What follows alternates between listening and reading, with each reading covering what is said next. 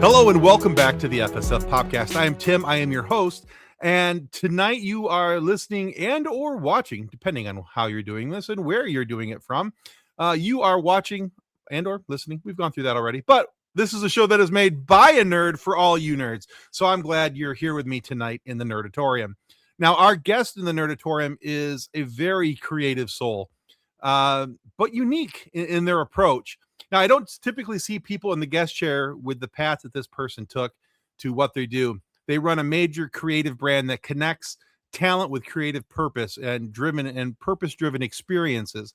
Now, that company is called Hustle Matters, and it has led him to meet, represent, and work with many of the Mighty Morphin Power Rangers of both past and present.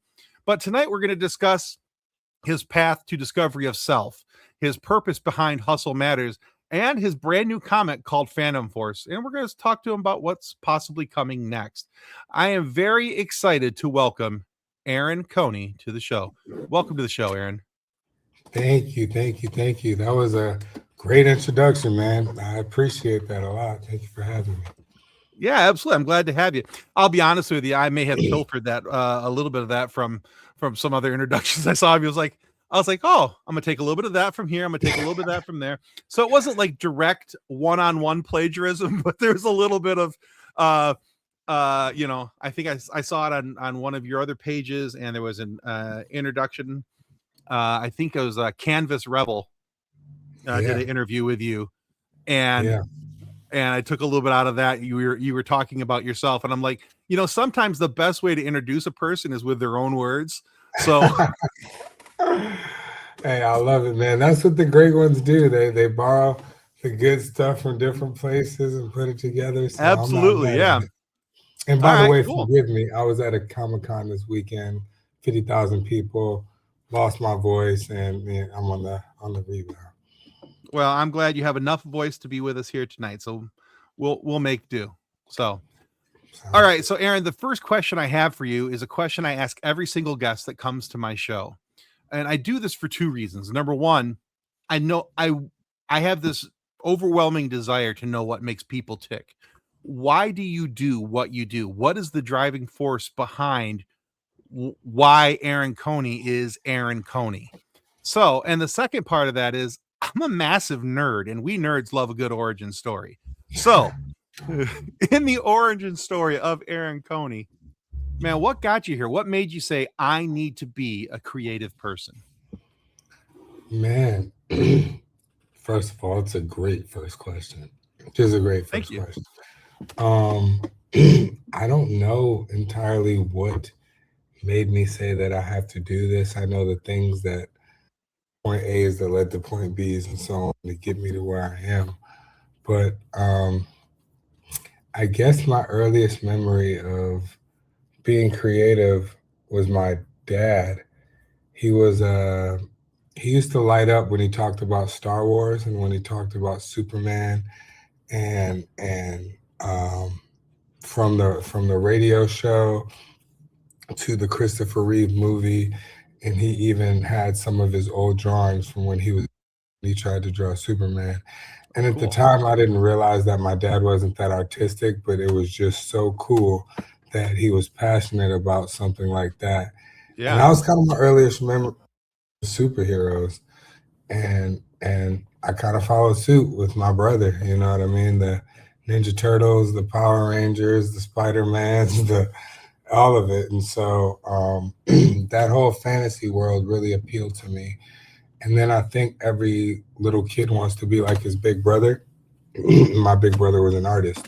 And so the way that we related to each other and the way that I got him to like me, when he wasn't beating me up, was when we were nerding out over superheroes and stuff. So I think really that was what kind of formed that for me.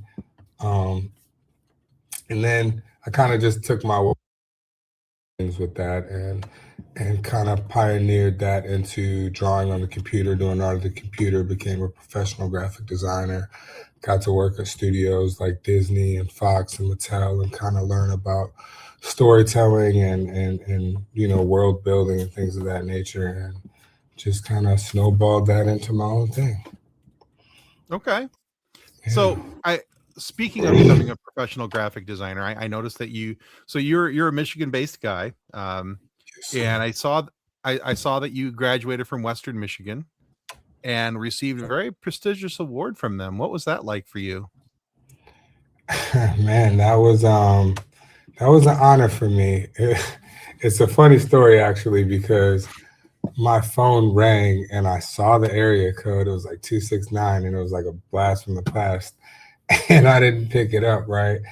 And I probably sent it to voicemail for like 3 days in a row. They were just calling me.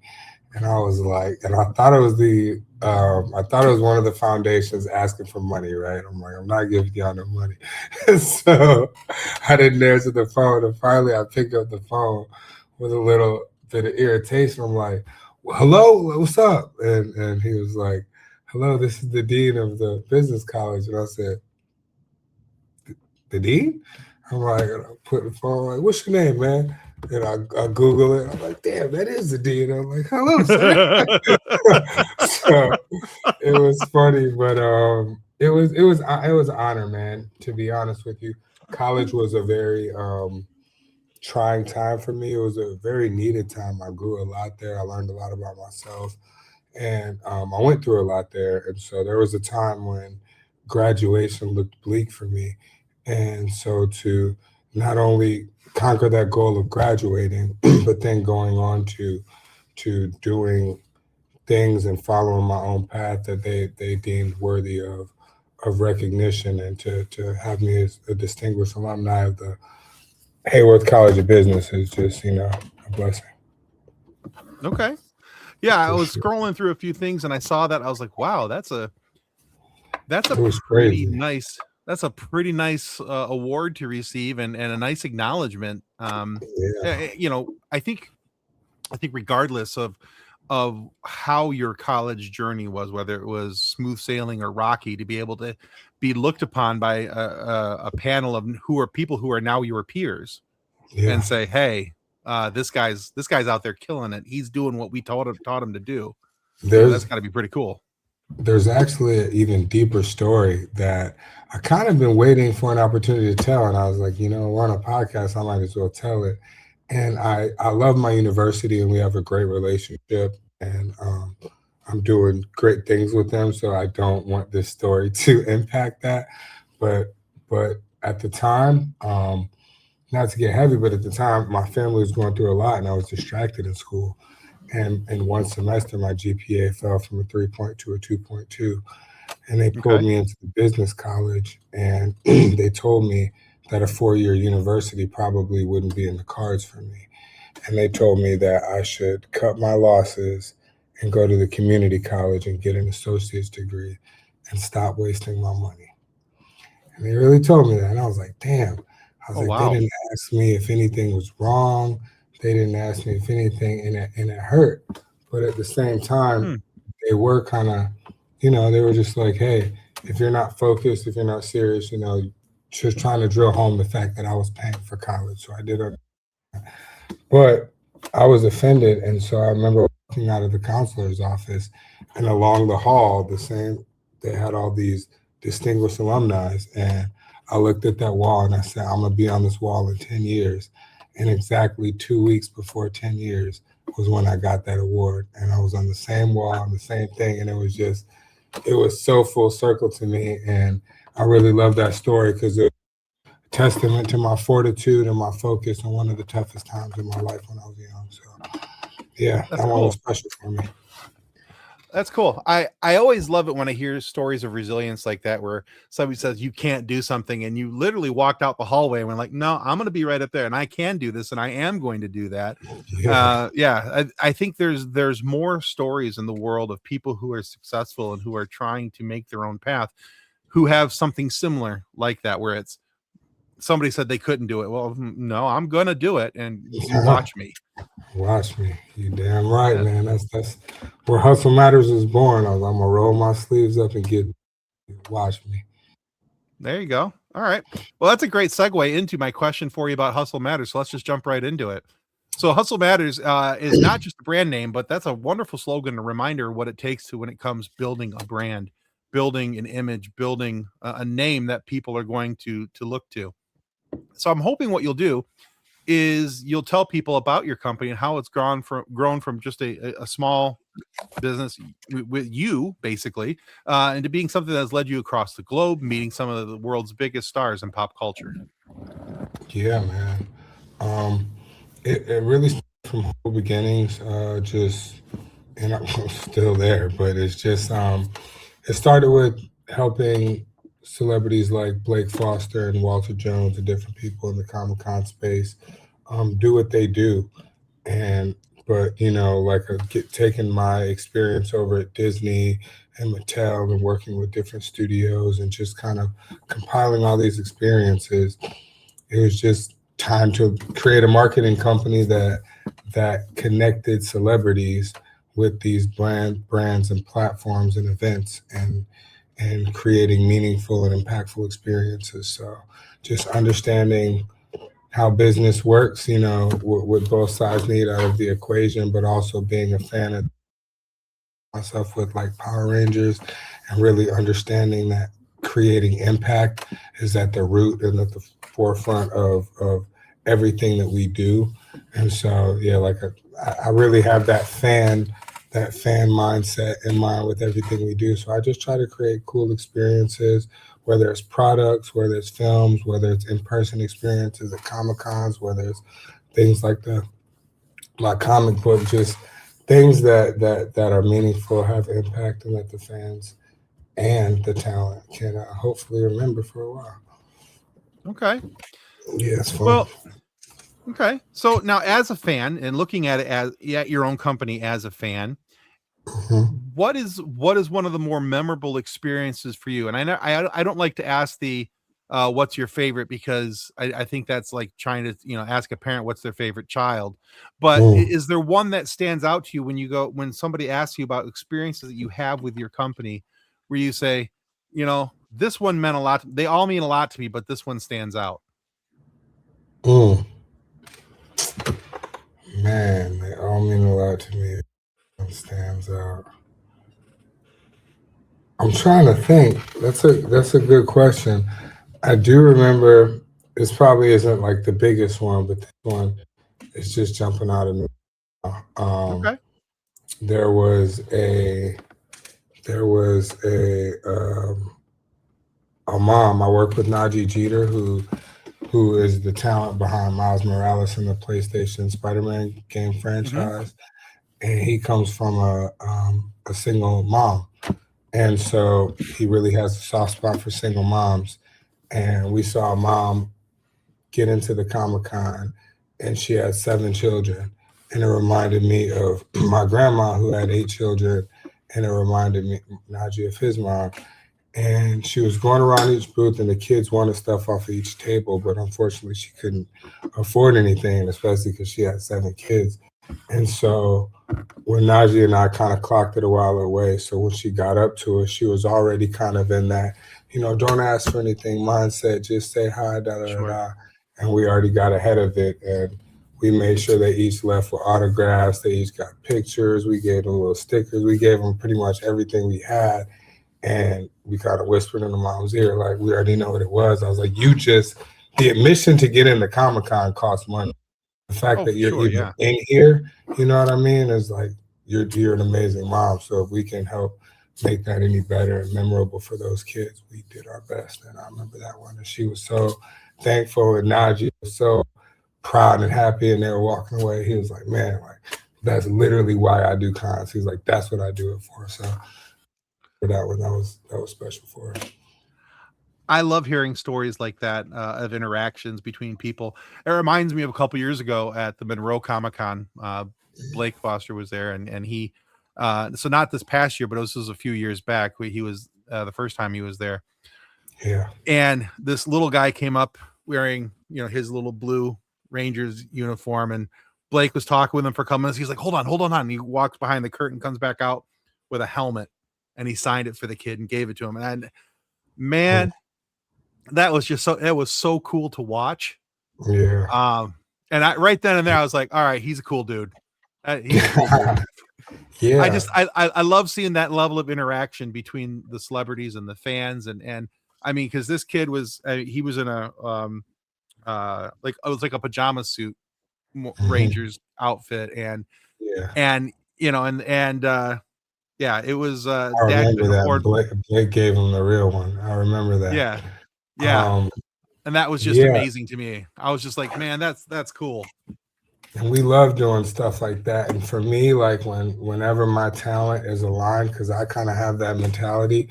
So whenever they're aligned, working relationship just blossom. And Blake thoroughly remembers what it was like being a fan, getting off the bus and running home and watching Power Rangers. So anytime he sees that, he's like, yo, he's always, all my fans are always happy when they come up with the idea they're going to be, they always tag me like, yo, watch, I'm about to make this kid's day, or watch what I'm about to do. Like they're always excited to find those little moments to do stuff. Yeah, that was a good Yeah, one. I remember that one too. yeah, that's cool because that little kid is going to stick with him for years and years and years. I mean, I'm not even. It wasn't even me, and it sticks with me. I watch it. I'm like, oh man, that's one of my favorite things about the cons is seeing the interaction between the fans and the actors and voice actors and things like that. Yeah. It's one of the coolest interchanges. Because I mean, when I go to cons, it's for two reasons. Number one, I'm a fan, and I want to go meet and greet. But secondly, I'm also there because hey, I'm trying to get some folks on my podcast. Um, Hey, that part. it works. It works. Yeah. But I remember I was in line, and um, for Cal Dodd, who voiced Wolverine in the original X-Men Mhm. run in Yep. Yep. 95, 90. Oh my God. Yeah. And I'm just sitting there the whole time, like, I'm about to say hi to Wolverine. Oh my God. And he couldn't have been any cooler. And he eventually, he said yes. And he was eventually on the show, but it was really Oh, cool for dope. me because Wolverine has always been my favorite X-Men. And I was just like, and he did a couple lines while I was sitting there standing and talking with him. I'm like, dude, I am like this close to losing my cool and not being able to keep in my fanboy. So I'm gonna need you to ratchet down the Wolverine for me a little bit. I still have some of those moments sometimes with different people at the conventions, but I had so many of them when I was starting out. But yeah, it still happens sometimes. I'm like, yeah, it kind of happened this weekend at Albuquerque Comic Con. I was with my client Michelle, and she happened to be best friends with Emily Cards. I'm like, I love her, right? And so I was like, we're all hanging out and stuff, and I'm like, oh, this is great. But yeah, I Yeah. definitely still have those moments. Yeah, that would do it for me. Yeah. Okay.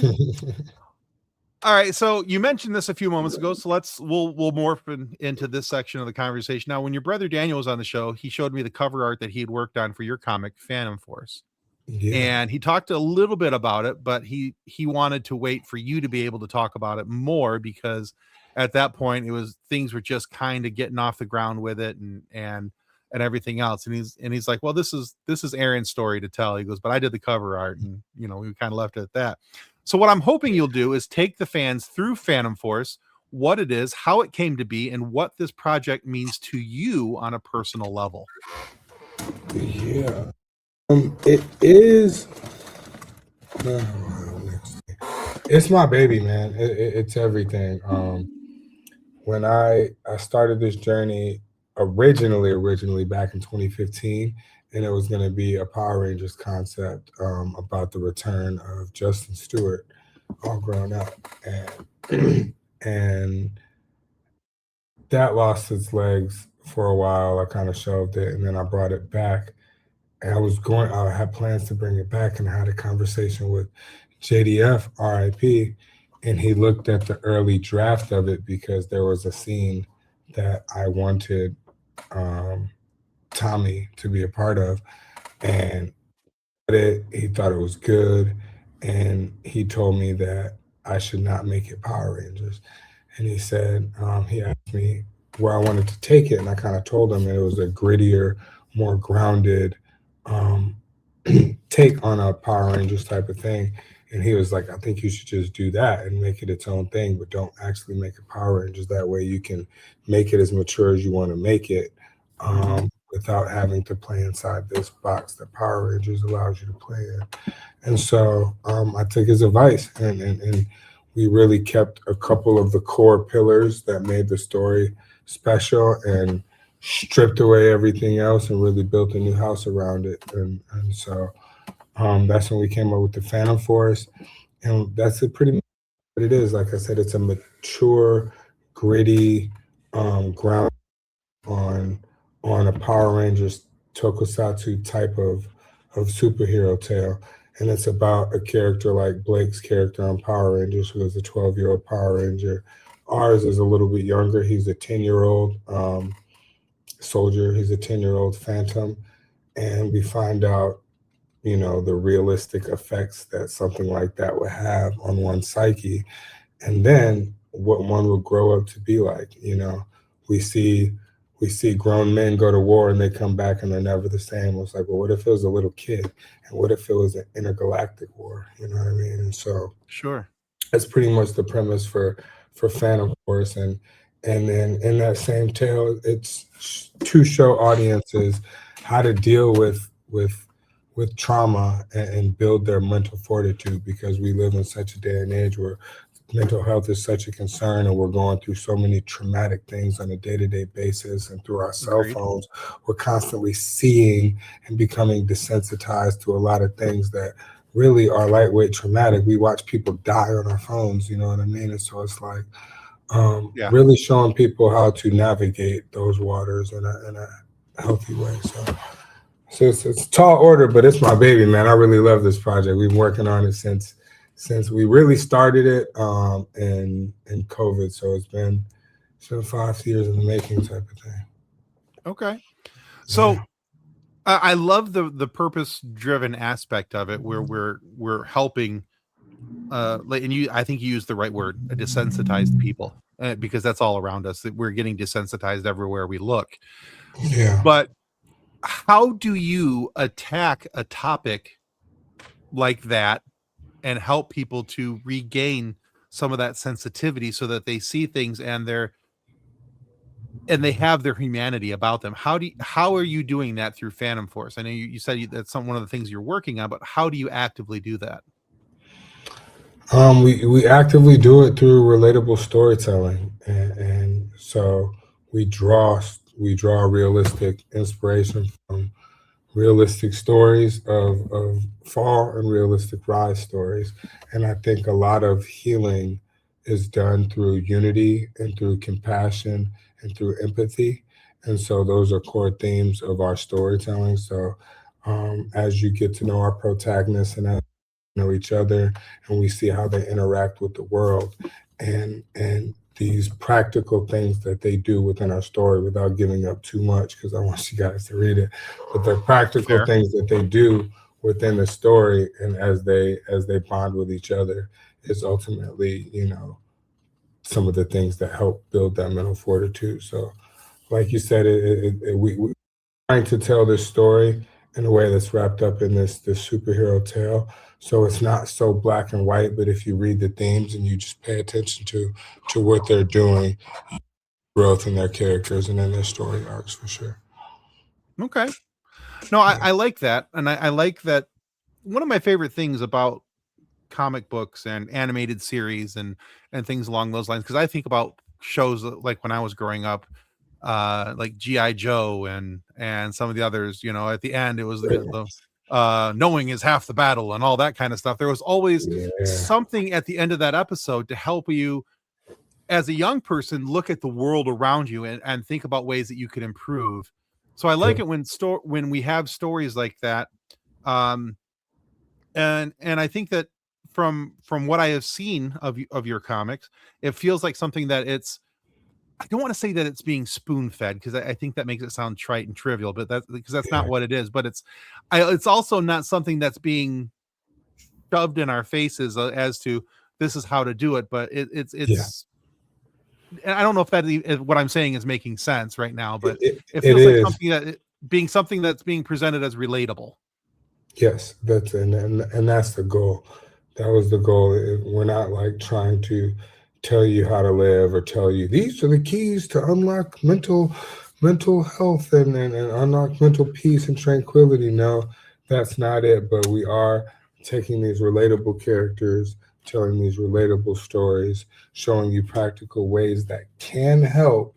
You know what I mean? There's some things that they do physically that can help, but past that, it's just the way that they're living and positioning their lives are ways that can help. And you can take it or you can leave it, but like you said, it's definitely not in your face. In the same way, Power Rangers showed us how Mhm. to see and appreciate each other for our differences.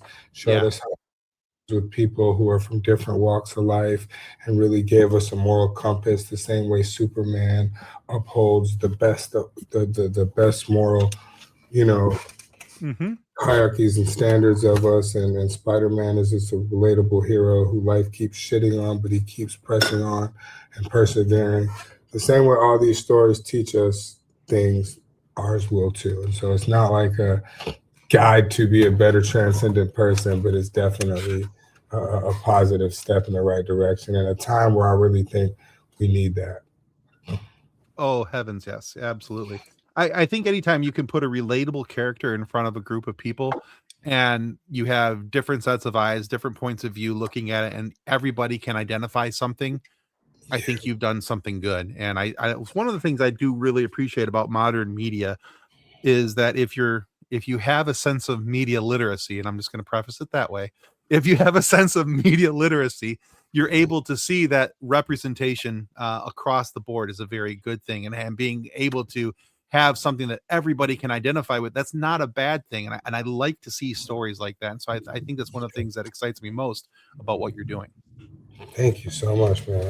It makes me happy to hear that. All right. So all right, so you brought this up earlier, and I got to circle back to it because, and it was I was kind of like sitting on my hands when you mentioned it. I'm like, oh, he said the magic word. You're I don't know what I said. that's the great part about it. All right, so you activated the ADHD and you didn't even know it. See, there you go. All right, so you were talking about your dad and his love for Star Wars, and I'm a massive Star Wars fan. I mean, just yeah. Yeah. Talking about having moments when you're trying not to fanboy. That was me. Just about any time I have anybody from Star Wars on the show. Um, oh boy, he's gonna show something. Oh, your lightsaber, nice. Got my lightsaber here. I think the Heck yeah, battery's dead, though. It's not turning on. I was so nice. excited to get that. Anyway, cut you off. No, no, all good, all good. But yeah, so you were talking about your dad and his love for Star Wars and how he would light up when he would talk about, because I do the same. I'm the same way. Somebody wants to talk with Star Wars about me with me, sure. Let's sit down. I can. Where do you want to start? What do you want to talk about? What sub character class do you want to discuss? That's me. But Star Wars grabbed a hold of me at a very young age, and it captivated my mind. It captivated my heart, and I have to assume that Power Rangers was very much the same way for you, based upon I know your involvement with the characters, your love that it clearly shown through Phantom Force and all that. But what was it in particular about Power Rangers that grabbed you as a kid, but is keeping your attention as an adult? Um, Great question. I think for anybody, and I want to give praises to MMPR. For anybody who was there, it was such a moment in pop culture history, whether you were a consumer and a kid or not, like you knew what the Power Rangers were. You know what I mean? I don't Right. care what Yeah. age you were, where you were in the world, you kind of knew what the Power Rangers was. And so it was hard for me to miss it. But I think it just had everything in it, right? So as a kid, they were teenagers and we aspired to be teenagers, so that we're already looking up to them. They did martial arts like the Teenage Mutant Ninja Turtles or Three Ninjas or Double Dragon. Then they Heck morphed yeah. into these superheroes like, Iron Man or anybody else, or Spider Man putting on the spandex. And so it was just, and then they called on these big mechs. And so it's like we got, Batman's got all the gadgets, they got gadgets too. So it's just like they hit all the marks. And then they've got this teen drama with crushes on each other and things like Saved by the Bell. And so it was like all of these things and mashing them up. So I think that's why ultimately it grabbed and just seeing those guys do martial arts like that on screen. I mean, like you said, it was cool watching the Teenage Mutant Ninja Turtles do it. The only thing cooler than that is seeing someone who looks like me, because I don't look like a big green turtle. So someone who looks like me doing it, that can go in and out of being a superhero, you know. I think that's always intriguing because it's like Peter Parker always walks around with his spider powers. Clark Kent always walks around like Superman. Right. And so seeing someone be able to hop in and out of it at their will, kind of like Shazam, I just thought that was very intriguing. As far as what keeps it relevant to me now, to be completely honest, just the fact that and the fact that we work together. And so I have a unique opportunity, and I have for the last almost 15 years of, you know, having this tiny imprint brand. I help, what am I looking to say? Architect what some of these Comic-Con experiences and what their social media presence looks like and the artwork that the fans collect. And so the fact that I'm able to help mold what the experience is for the fans now, I just try and keep in mind what I would have liked it back then. You know what I mean? If my dad ever took me to a Comic-Con and I got to meet the Power Rangers, are you kidding me? Are you kidding me? Like I booked the Dino Fury and Cosmic Fury cast, and they're the last ones on Netflix. And so when I see the little kids get to meet them, all I see is me if I would have met the Mighty Morphin Power Rangers. And I had a friend of mine reach out to me about her son, trying to surprise her son to meet Jordan fight the Golden Ranger. And I was all for it because, like I said, I saw little me, and I'm like, that's something he's going to remember forever. And so it's that kind of stuff that keeps me attached to the family. And at the core of it, man, like I said, it's such a cool concept. And part of me, not part of me, yeah, a good part of me is sad that it's a children's IP because it's always going to be so corny, not so corny, but there's always going to be a little level of corniness and campiness and having to play it safe and within the Disney, you know, type of ethos. And so that's really why I made Phantom Force, because I was like, I love the concept of Power Rangers. What if we could grow that shit up? I was like, you know what I mean? It was like, I want to take these people and have them running into shit like Invincible and The Boys and having some real estate. Like, so that was my goal, my love for that tokusatsu type of art genre, and let's grow it up. All right. No, I like that answer. That's really cool. You know what? One of the things that I didn't appreciate about the Power Rangers when I was a kid, because when I was a kid, all my buddies all thought it was, you know, little kid stuff, and so we always made fun of it. We didn't watch it, and you know, all that. Matter of fact, when I graduated high school, my buddy gave me a graduation card, but it was a kindergarten graduation card with the Red Ranger on it. With the red Power Ranger on, and it was like, way to go, buddy, you know, that type of thing. He did you dirty. Yeah, he did. But it wasn't till, I think, I'll be honest with you, it wasn't till like the movie came out in 2017. Oh, the new movie, when that came out, I was like, oh, this is actually kind of cool. And because they kind of tied it in at the end with some of the old camp.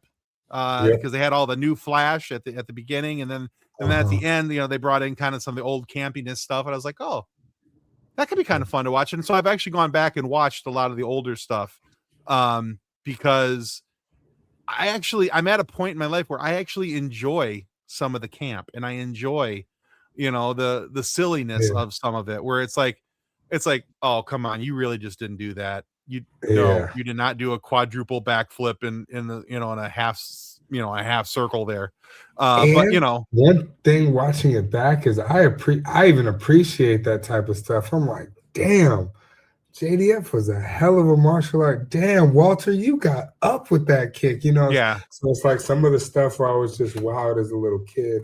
I go back now and I'm just impressed as an adult. Like, damn, you really did.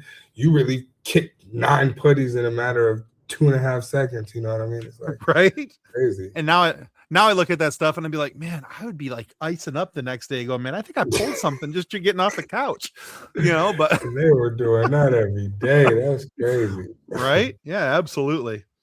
But yeah, so I have this whole new appreciation for Power Rangers over the last about 10 years that I did not have growing up. And it's been kind of a kind of an eye opener for me into a different part of the pop culture universe that I was just kind of I'll be completely honest. I was thumbing my nose at them. I was, nose up. I'm too good for that. A lot of people do, man. A lot of people do, and I think that's cool that you got back into it. And I applaud that because a lot of people don't go back, and even so, when they do go back, they're overly critical. You know what I mean? And it's like you can't be overly critical. You have to lean into the campiness, or just like set that aside. Like if you set and now look at it with like that they're not fighting a big flower monster, but just that it's an actual threat to in that universe, then it's fun. And so, but that same thing is you kind of thumbing your nose at Power Rangers is the same thing that made me almost not want to make the Phantom Force like a Power Rangers adjacent type of project. Because I was like, people are automatically going to make the comparison and they automatically might put it in the snow pile just off of visual aesthetic alone. You know what I mean? So, but I said, but the challenge there that intrigues me is I feel like for as successful as Power Rangers was, and especially like a season like Power Rangers Turbo, where people clown it so tough, it was like it had the ingredients to be great. The ingredients were good. The execution wasn't the best, but the ingredients were good. So let's take some of these ingredients and redo it and show you what it would look like, if done properly. And if I can make these guys successful, if I can be like, damn, Phantom Force is hard. Like no one ever goes around and say that Power Rangers are hard. And they say, I like them. I mean, whatever. Right. They don't be like, Power Rangers are tough. They're hard. So if I can make people be like, that shit is it's up there with Invincible. They can bang with the best of them. And I've done my job, man. That's the goal for me. All right, man. I like it. Yeah. Yes, sir.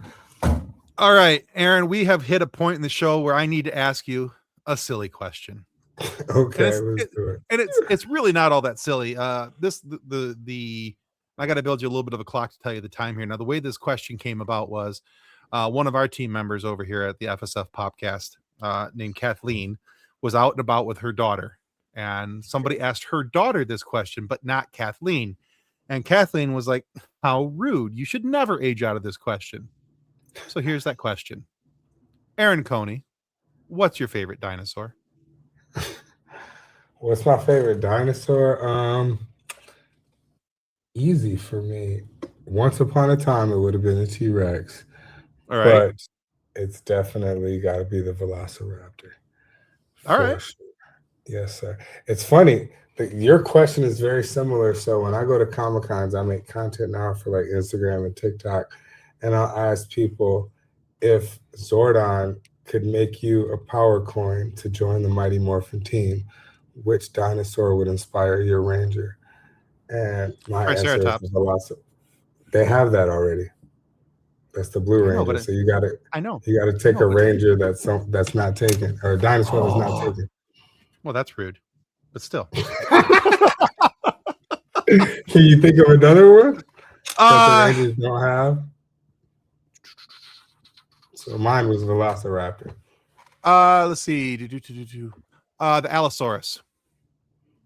It's about the Allosaurus is similar to the Tyrannosaurus Rex, but it's about half the size and was twice as fast and a little more deadly. It sounds like it's like a T-Rex and a raptor mixed. Kind of. It's like a Velociraptor on steroids. Yeah. Right, that's what I was about to say. Ooh, good pick. That's hard. So there Very you go. cool. Well, there you have it. Since There you have it. shunted my Triceratops answer, we'll go with And that. when you asked, now that you mentioned the dinosaurs and you asked what hooked me to Power Rangers then, I was such a Jurassic Park fan that like Rangers having dinosaurs, it all aligned. I'm telling you, they did everything they needed to do. Whoever did the market research were just for little kids, like it works. I'm like, man, there you go. I'm a Jurassic Park fan, and now that come on. Anyway, Anyway, I love it. yes, Very sir. cool. Aaron, thank you so much for being on the FSF podcast today. Where can our listeners and viewers go to find out more about you, your work, and whatever you've got coming next? Yeah, man. I am all over social media at Aaron Coney, at Aaron.Coney on Instagram. The book you can find at phantomforcecomic.com and at phantomforcecomic all over social media. And then if you just kind of want to get the overview of the company, just hustlemattersentertainment.com. All right. Very cool. Well, I'll make sure we put links for all of that down below in the show notes so everybody will be able to click on those, give you a follow, and check out what you've got coming.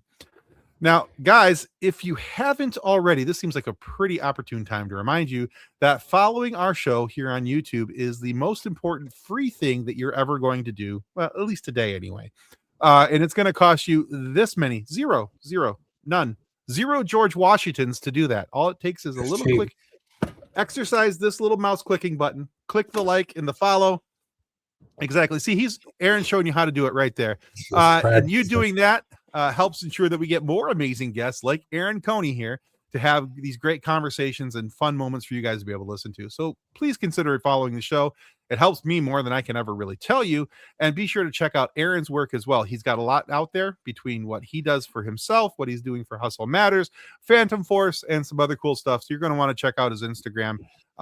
There's a lot of cool pictures on there with a lot of cool people that you have seen like for everywhere. He's got a picture with Will Smith. I mean, come on. Anyway, my God. Yeah. So thank you to Aaron Coney for being on the show. Thank you to everyone for listening and or watching this here nerdy broadcast. And may the force be with you as you continue to live long and prosper. Goodbye. Reference to any specific product or entity mentioned on this podcast does not constitute an endorsement or recommendation by Pop Culture Addicts. The views expressed by guests are their own, and their appearance on the program does not imply an endorsement of them or any entity they represent. If you have questions about this disclaimer, please contact us via email at info@pcapod.com.